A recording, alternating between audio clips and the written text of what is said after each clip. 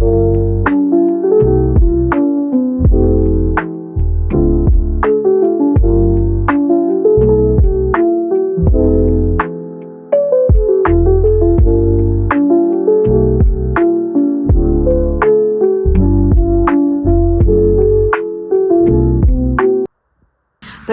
сәлем, менің атым Жансая, және бүгінгі видео бізде влог. Менің бұл влогым сессия жайлы болады.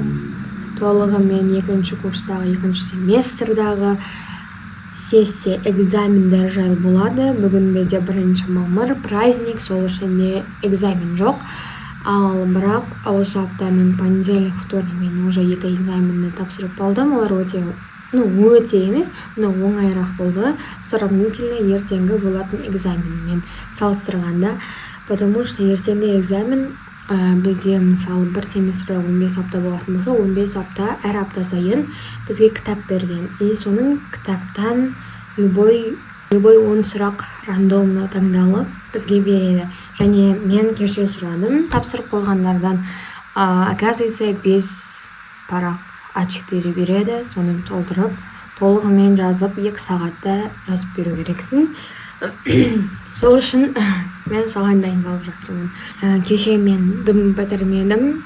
Және бұл влог бізде қатты қызық болмайды, потому что мен ешқайға шықпаймын, уақытты жоқ болған шығатын, бірақ та бұл влог басталмас бұрын мен бүкіл жерге максимально барып келдім.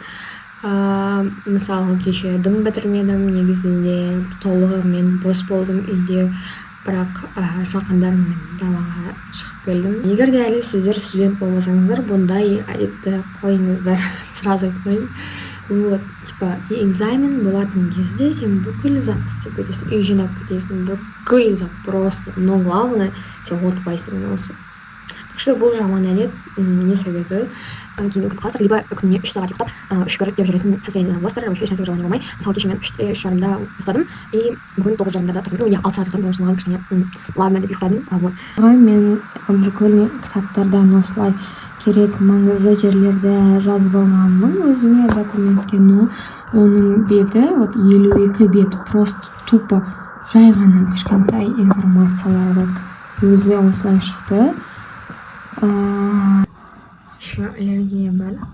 Осындай майда көктемде жаман болып шығып кетеді. Прям түшкіре бастаймын, либо көзім полный қызарып кетеді. 4 болып қалды, либо 3-тен елу ма, бір нәрсе кетті. Ужасно болып тұрмын, но не важно, потому что бұл влог менің әдемі болып отқаным жайлы емес. Бұл влог бізде не, әрине экзамен. Короче, бізде үйде орешектер жасалған еді, но орешектің ішіне салатын буренка бітіп қалған соң, бәрі короче, фисташковый паста үйде бар еді, и катаифи тоже. И потом осылай аламыз, осылай қараңыздар. И нормально тындырдым, по идее. И, короче, и нутелла тоже бар.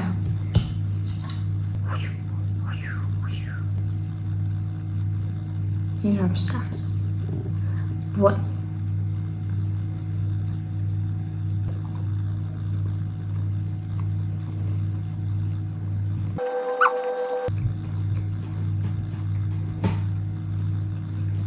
Біз мияға операция жасадық. Уже 8 ай болып қалғаннан кейін.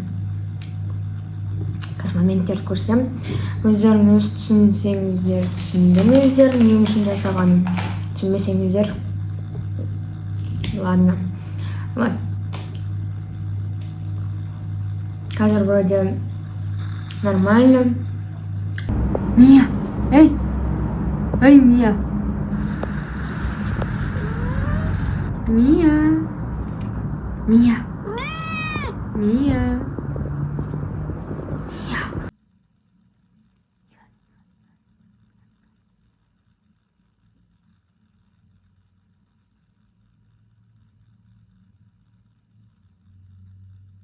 Сағат бізде 6 болды, 6-тан 2 кетті.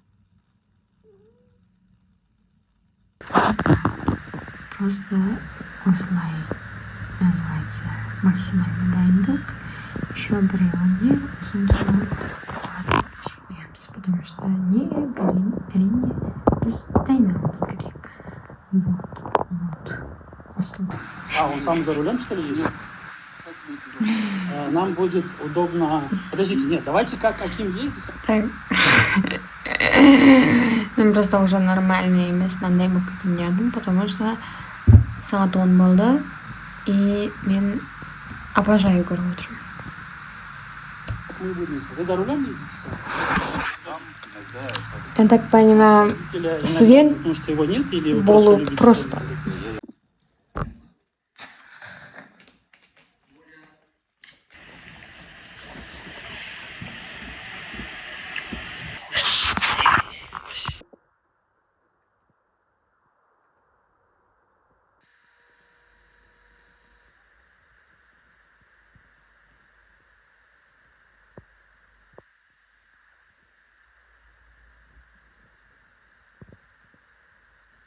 Бізде 6:52 кетті, но мен сағат 5 емес, 5 жарымда көзім ашты, но 6-да тұрдым.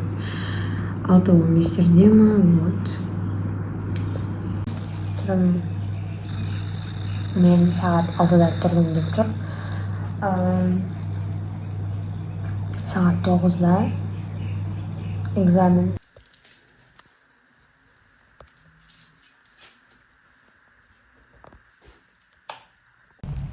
Хай достар, мен экзамен тапсырып шықтым. Кешегі түні мен дайындалған. По идее нормально. Бір-екі сұрақты толығымен жазып үлгермедім, но в целом нормально. И 10 бет берді, короче. Ой, 5 бет берді, А4. Вот. Достар, 90 болдым. Өз-өзіме эмоцияма келемін едім.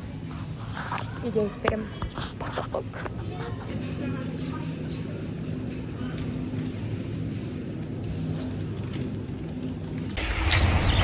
Называется 10 минут алматының погодасы.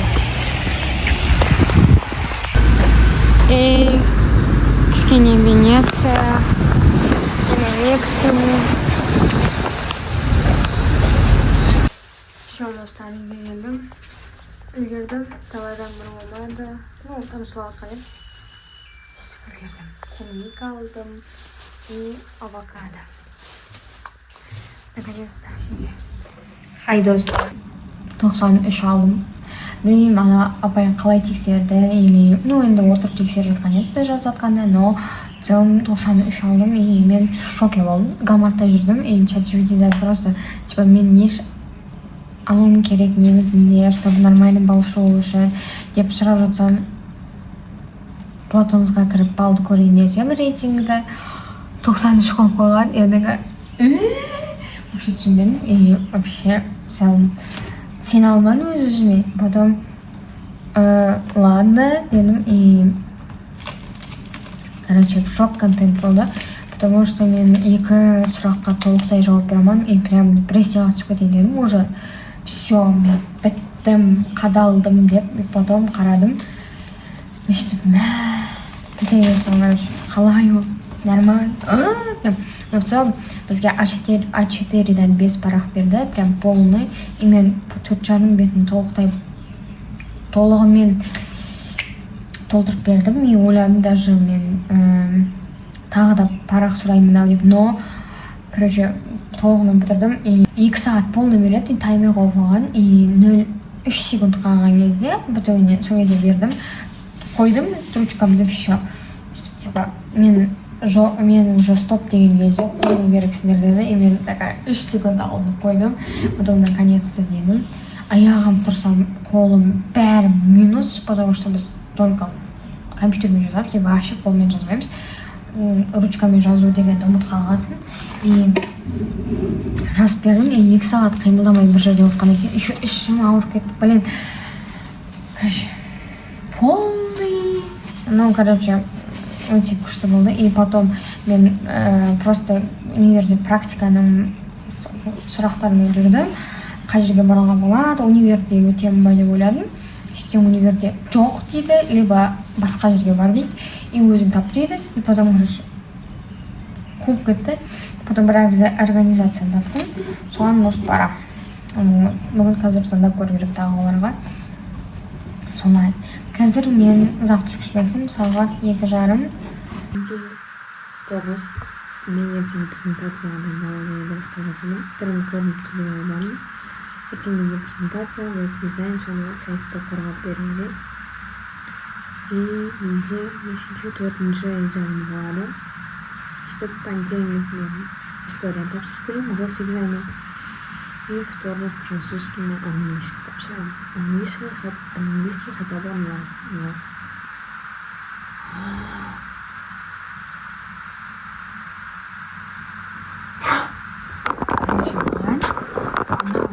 Именно. Но мен ешқайсысынан білмедім, да? Только этнографияды білдім. И вот, и все. Бәрін ешқайсысын атын айтпадым, но мен барлығын жазып бердім, оказывается. Типа, адамдар өзінің жеке басындағы историясын, и адамдар бір жерде тұратын, и короче, вау. Достар, бізде, оказывается, ұйқыдан тұрсам осындай бар екен. Макаронелавка. Так что қазірден көреміз. Но маған мынаны жерге болмайды деді, так что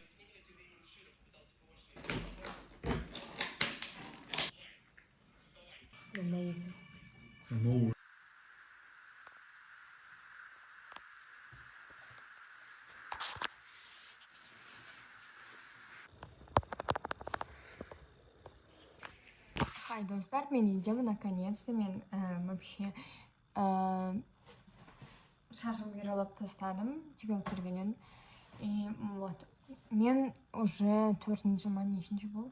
4-ші экзамен тапсырып 95 алдым. Короче, презентацияны қорғапдым, нормально. Вот, қазір мен шай ішім керек, шай ішім кеп кетті. И нормально адам ұқсап, бірақ өте қатты ұйқым келіп жатыр. Көзім айтуым мүмкін, ұйқысы келіп жатыр деп, короче, вот, қазір киімді ауыстыруым керек. И нормально.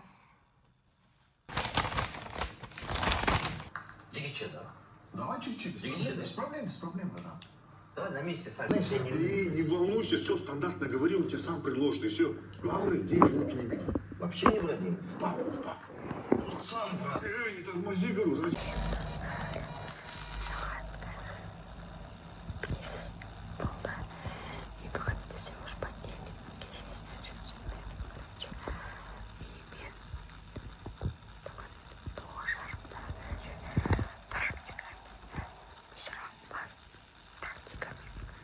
Көп нәрсе жайлы айтпадым, өйткені мен дұрыс көп зат түсіре алмадым. Бұл жерде мен уже практикаға барайын деп жатырмын, осылай практикаға нормально болып бару үшін. Содан соң мен универге бардым, Қазақстан тарихын тапсыруға. Содан соң мен